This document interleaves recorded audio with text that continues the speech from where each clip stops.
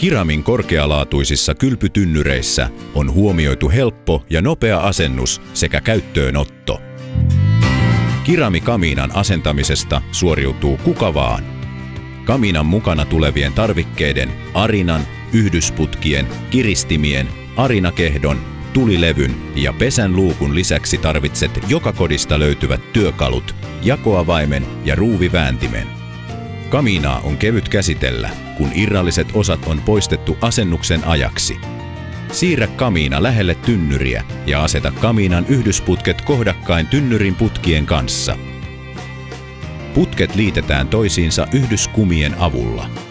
Ennen asentamista yhdyskumien kiristimiä kannattaa hiukan löystyttää ja voidella sisäosat saippualla, jotta putket asettuvat helpommin paikalleen.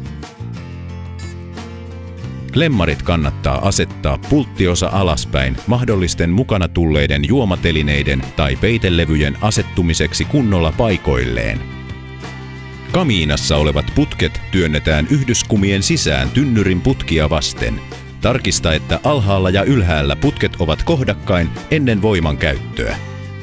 Kamiina on asettunut hyvin paikoilleen, kun mustat kumiputket ovat kamiinan takaseinää vasten. Tämän jälkeen voit kiristää klemmarit. Koska kamiinan ja altaan pohjat ovat eri tasolla, pitää kamiinan alle vielä laittaa koroke sen oikaisemiseksi.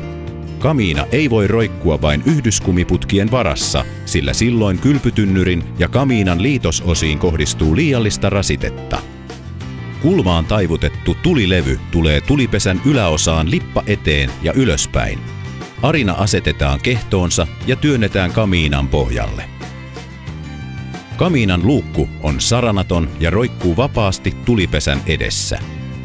Luukku avataan nostamalla se kokonaan pois ja suljetaan laskemalla takaisin paikalleen.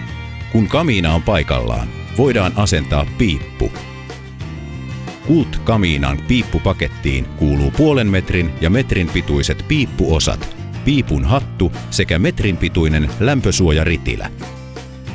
Toimitukseen kuuluu käsineet, jotka suojaavat käsiä teräviltä osilta ja piippua sormenjäljiltä.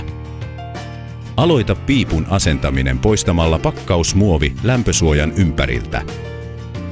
Kiinnitä piipunhatun lautanen jalkaosaan siipimuttereilla. Kiristä piipunhattu paikoilleen suoraan pidemmän piipun osan päähän jakoavainta käyttäen.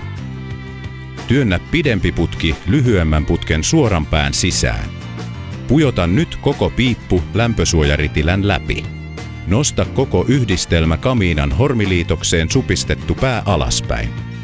Varmista lopuksi, että piippu on kunnolla paikallaan ja lämpösuoja on kamiinan pintaa vasten.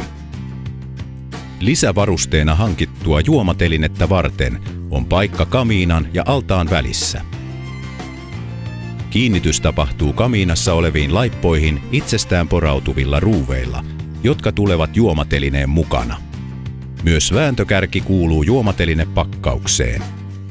Telineen pystylautoihin on valmiiksi porattu reijät, joiden mukaan juomateline saadaan kiinnitettyä oikein paikoilleen. Nyt korkeatasoinen kiramitynnyrisi on viimeistelty ja valmiina kylpemiseen.